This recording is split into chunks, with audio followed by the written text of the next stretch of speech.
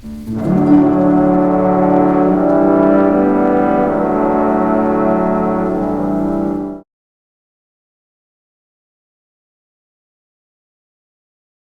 right, so today we're going deep into the world of a storyteller like no other. Oh, yeah. We've got research and notes, and she even answered like 10 commonly asked questions, all painting this picture of this fascinating researcher named Marilyn and her approach to finding all these hidden narratives. Yeah. You know, what really grabbed me was her background. Oh, yeah. Over 35 years digging into mass media, but like with this intense focus on pulling unbelievable stories from public records and personal accounts. And it's not just the stories themselves. Yeah. Right? It's her whole method. Yeah. She studies these individuals and events within the context of like pop culture. Almost like piecing together this giant puzzle made of movies and music and historical happenings. Right. She even claims that she can place anyone you name within that pop culture framework like instantly. That's a bold claim. But her work, especially over the past 5 years, really suggests she's onto something. Yeah. It's like she's built a system for understanding how seemingly unrelated events and individuals connect. And trust me, her findings will raise a few eyebrows, to say the least. About the truth of Santa Claus. And we're not here to, debate if he actually exists. Marilyn claims he does. But we want to kind of dig into what she calls this hidden system that she says he's a part of. Yeah, it's definitely a unique take on the whole Santa Claus mythology. It's pretty wild. So what's interesting is that Marilyn doesn't see Santa as, just the jolly gift giver. Right. But as what she calls a carefully crafted honeypot for children. A honeypot? Yeah, honeypot. Serving a much larger purpose, she says, within this secretive network she calls Plus Ultra. So instead of leaving out milk and cookies, we should be like prepping intelligence reports. I have so many questions. Well, let's break that down a bit. Marilyn describes this Plus Ultra as a network that's been around for centuries of individuals who are committed to protecting humanity. Okay. So we're talking, scientists, influential figures, even historical figures working kind of behind the scenes. Okay. She even suggests connections to groups like the Poor Fellows of Christ and the Masonic Templars, which adds another layer of intrigue to all of this. So we're talking about like a secret organization with deep roots. Yeah. Going way back. And their tool for protecting humanity is Santa Claus. Well, that's a key part of her theory. How does that even work? She argues that they use these familiar figures like Santa, even places like Disney World, shopping malls, to observe and identify vulnerable children within what she calls closed communities. Okay. So she believes these communities often exploit children, and Santa becomes a way to kind of pinpoint those who might be at risk. She even mentions Homer Simpson working as a mole Santa in the very first episode of The Simpsons. Right? Is she suggesting that The Simpsons is secretly revealing classified information about national security? It's a very specific example, but it highlights Marilyn's kind of unconventional approach to connecting seemingly, disparate dots. Yep. She sees these mall Santas as trained observers, essentially. Right. Gathering intel on children who might be in danger, and all under the guise of holiday cheer, right? So Santa's not just spreading Christmas cheer. Right. He's also gathering intel. That's her theory. Okay. And this Plus Ultra group, are they the ones kind of calling the shots? Well, Marilyn definitely suggests they wield considerable influence. Right. And she traces their lineage back centuries. Okay. She even connects them to the Dagda, a figure from Celtic mythology. Hold on, a Celtic god. Now we're going way back. We are. She links the Dagda, who's known for, generosity and joy, to the archetype of Santa Claus, right? Okay. Highlighting this energy of abundance and playful giving. Right. She even uses the term erotes energy to describe the driving force behind Plus Ultra. Although she does point to pop culture moments, like the whole Kenergy thing from the Barbie movie, as kind of a parody of this erotes energy. Right. It gets a bit complex, but essentially she argues that, the Dagda embodies this creative energy that fuels Plus Ultra's mission to protect humanity. So Plus Ultra are like guardians of humanity, channeling this ancient energy through figures like Santa Claus. That's her theory. That's pretty wild. Yeah. It is. Marilyn's theories often venture into unconventional territory. Yeah. She even draws a parallel between Santa and Krampus, that fearsome figure from European folklore. Okay, how does Santa, the jolly bringer of gifts, relate to a creature that punishes, naughty children? Well, Marilyn posits that Santa is an inverted Krampus, right? Okay. Instead of fear and punishment, Yeah. he represents generosity and hope, subtly promoting a worldview of, abundance and grace rather than scarcity and judgment. So it's like they've rebranded Christmas with a more positive message. In a way, yes. Marilyn argues that Plus Ultra has cleverly woven its values into this existing tradition, Okay. subtly shaping, cultural perceptions without most people even realizing it. Okay, but let's get real for a second here. We're talking about a group operating for centuries, influencing global events through Santa Claus. How is that even remotely possible? Well, that's where Marilyn's deep dives into these historical figures come in. Okay. She claims that Annie Oakley, the sharpshooter, wasn't just a Wild West performer, but she was also involved in covert operations. Annie Oakley, the woman who could shoot a dime out of the air, was like a secret agent? This is getting good. Possibly even with President Theodore Roosevelt himself. Wow. And she goes on to suggest that Annie Oakley played a key role in conceiving a future security professional who would later become Jean MacArthur, the wife of General Douglas MacArthur. Wait, hold on. Are we saying Annie Oakley potentially had a child with a future president? Yeah. This is taking some unexpected turns. It certainly is. Wow. And if that wasn't enough, Marilyn claims that Annie Oakley's boss, Buffalo Bill, was the discreet father of John Foster Dulles, Okay. a significant figure in 20th century geopolitics. Buffalo Bill, the father of political dynasties. Wow. It's getting more intriguing by the minute. This is getting more and more intriguing, yeah. And the connections don't end there. Marilyn suggests that Buffalo Bill's large-scale Wild West shows, with their elaborate sets and hundreds of performers, actually served as a model for what she calls Sim Cities. Sim cities, like simulated cities? Yeah. What does that even mean? She describes Sim Cities as carefully constructed environments designed to attract and document individuals deemed, undesirable by international authorities. Yeah. She even claims celebrities like Tim Hanks and Kevin Spacey lead secret societies that manage these Sim cities. So we're talking like a real-life Truman Show, but for people considered like a threat. It's more nuanced than that. Right. But the idea is that these Sim cities create controlled spaces where individuals can be, observed and potentially neutralized. Yeah. So instead of just taking out the trash, they're removing the undesirables. Yeah. All orchestrated through these elaborate Sim cities. This is next level stuff. Marilyn's theories they're definitely complex. Right. And interconnected. Yeah. And it gets even more interesting when she brings in the concept of a multi-phase coming to America strategy. Marilyn claims that after Obama's election in 2008, there was a deliberate influx of what she calls organized criminals into the United States. Yeah. Marilyn sees this influx as part of a larger strategy to centralize threats, essentially. Okay. And disrupt existing, criminal networks. And here's where it gets really interesting. She claims that Donald Trump's rise to power marked a turning point in this strategy. Okay, now things are getting really interesting. So we've got Santa, secret societies, Sim cities, and now we're bringing in modern day politics. This Christmas special is taking us everywhere. And when we come back, we'll unpack her fascinating theory about something called schmuck parties. Schmuck parties. Now I'm really intrigued. Papa a traversé l'océan, ne laissant que des souvenirs instantanés dans l'album de famille. Papa, qu'as-tu d'autre laissé pour moi? Papa, qu'est-ce que tu as laissé derrière toi? Tout compte fait, ce n'était qu'une brique dans le mur. Welcome back. Before the break, we were talking about Marilyn's intriguing claims about her father, Hugh Hefner. Right. And she mentioned schmuck parties, which definitely caught my attention.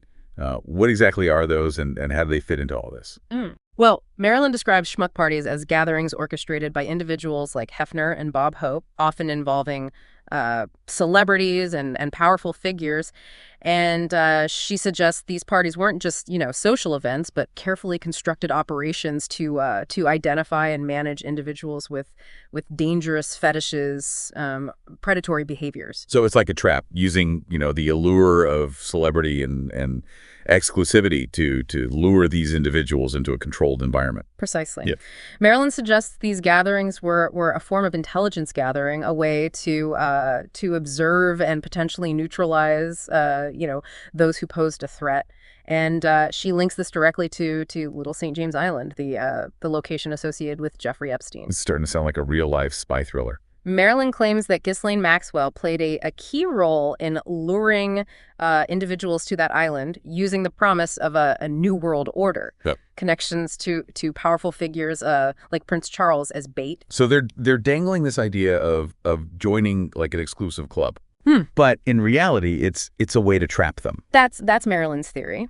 Okay. And she takes it a step further, claiming that those who went to the island weren't actually meeting Prince Charles, but rather an actor, Craig Ferguson. Wow. Always accompanied by Rihanna playing the role of this mysterious femme fatale. It's like a staged reality show for criminals where they think they're rubbing elbows with the elite, but it's all a carefully constructed illusion. It's certainly a bold claim, suggesting a level of deception and manipulation that's it's hard to fathom. Right. But Marilyn's research often delves into these, shadowy areas, blurring the lines between reality and illusion. And she connects all of this to the entertainment industry. Right? Yeah, claiming that even seemingly like silly movies, Right. like Spinal Tap, are conveying hidden messages about these operations. Marilyn sees, patterns and connections everywhere, even in seemingly innocuous forms of entertainment.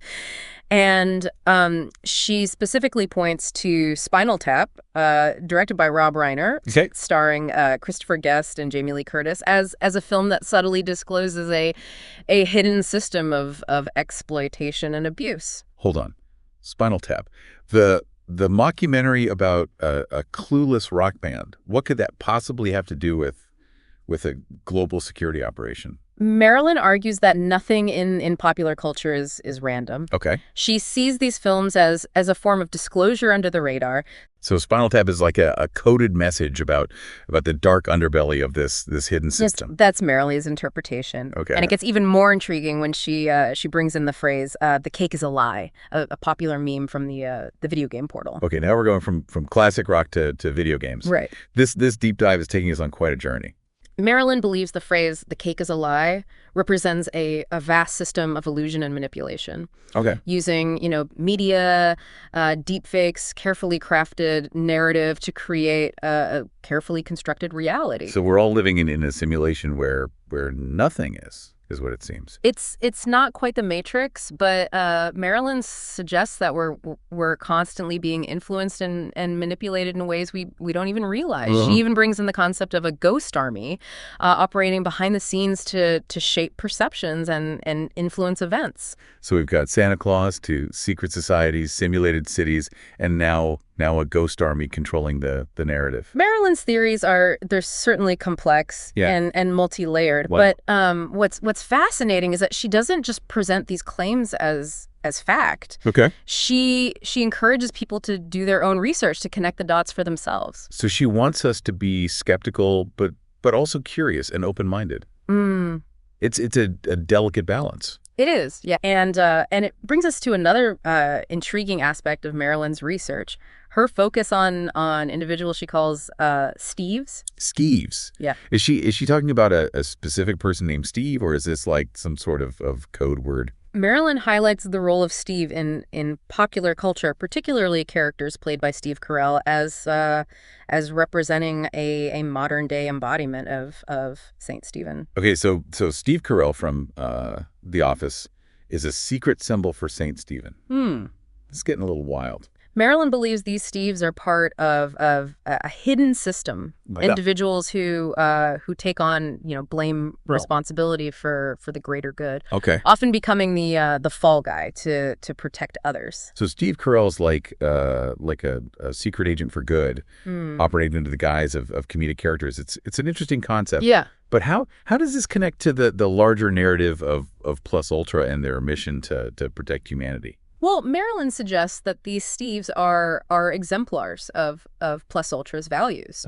Individuals who embody the principles of selflessness, sacrifice, service to a higher purpose. Right. She sees them as subtle reminders, hidden in plain sight within popular culture, that there are forces working behind the scenes for the benefit of humanity. So it's like a subtle message of hope embedded within the entertainment industry, a reminder that even in the face of all this darkness and manipulation, there are those who are fighting for good. That's a possible interpretation. Right. Marilyn's theories often leave room for multiple perspectives and interpretations. But what's consistent is her belief that everything is connected, and there's a deeper meaning to be found in seemingly random cultural phenomena. But if this whole system is designed to eventually reveal the truth, as Marilyn claims, why all the secrecy and manipulation in the first place? Why not just be upfront about it all? That's a question Marilyn doesn't fully answer. Okay. But she does suggest that the truth is so unbelievable, so shocking that that humanity isn't ready for it yet. Okay. She believes that the system she's uncovering, which she calls Xanadu, is designed to slowly disclose the truth. Okay. Leaving clues and breadcrumbs for those who are ready to see them. Xanadu, like the movie with Olivia Newton-John and Gene Kelly. That's the one. Okay. Marilyn sees Xanadu as a form of disclosure. Okay. A way to subtly reveal the truth about these operations through a seemingly lighthearted and fantastical narrative. Right. She even suggests that Jerry Seinfeld, the comedian, is a graduate of the Xanadu training program for security professionals. Okay, now this is getting really strange. Jerry Seinfeld, the king of observational humor, is a secret agent trained in a program inspired by a disco-fueled musical fantasy. I need a moment to process all this. Marilyn's claims can definitely be challenging to grasp, especially when she starts connecting, seemingly unrelated elements like classic films, video game memes, popular comedians. But it's important to remember that she emphasizes individual research, critical thinking. Right. She doesn't want us to blindly accept her theories, but rather to engage with them, to question them, to come to our own conclusions.